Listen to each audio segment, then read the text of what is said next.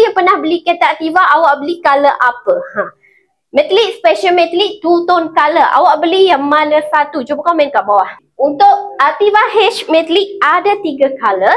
Ada color cobalt blue, ada color glittering silver, ada color granite grey. Ada 3 color ni. Siapa berminat untuk 3 color ni, bolehlah ambil produk Ativa X.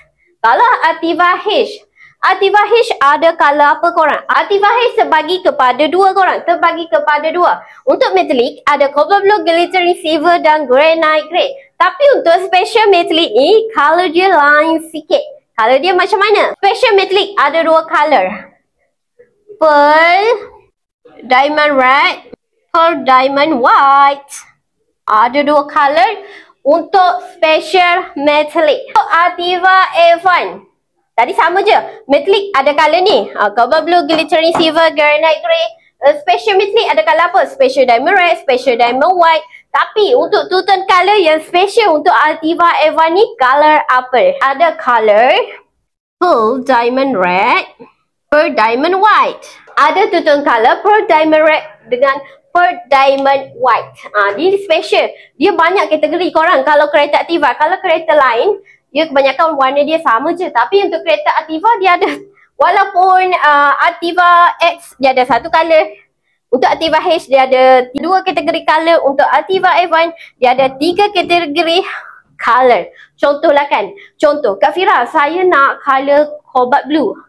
Saya nak cobalt blue. Awak kena ambil yang mana satu korang? Awak kena ambil yang ni lah. Tak ada warna cobalt blue, okay? Contoh, Kak Fira, saya nak pearl diamond white. Pearl diamond white awak boleh ambil yang special metallic. Sama ada Ativa H ataupun Ativa A1 awak boleh pilih. Tapi Kak, saya nak color yang two-tone color. Ada 2 tone color Kak. Dia ada 2 sahaja, pearl diamond white, pearl diamond red. Boleh pilih yang mana satu, yang awak nak color yang mana satu. Okay, untuk Ativa, untuk kereta Ativa ni dia memang ada banyak spek, dia ada banyak color korang. Banyak color untuk korang pilih.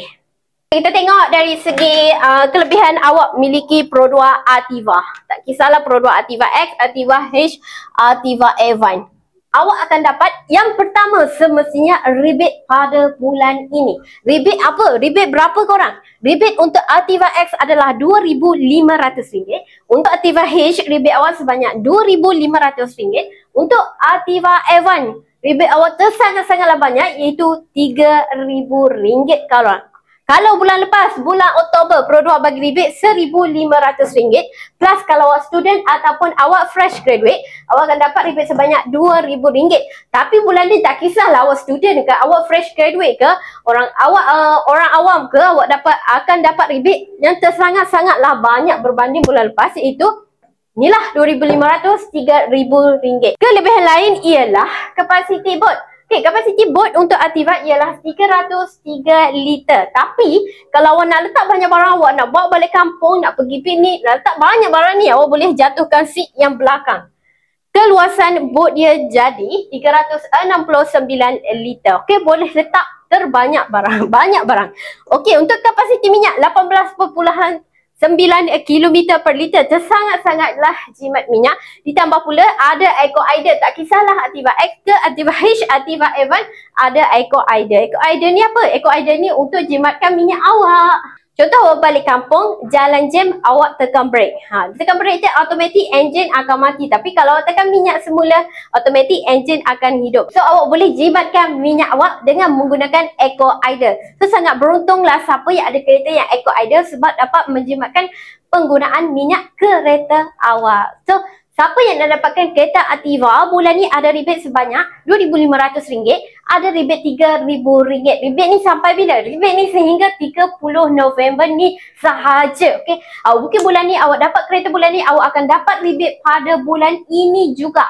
Okay, dapat rebate yang sangat-sangat banyak. So siapa yang dapat kereta Ativa, nak dapatkan kereta Ativa ni, boleh pergi ke Bio Fira sekarang.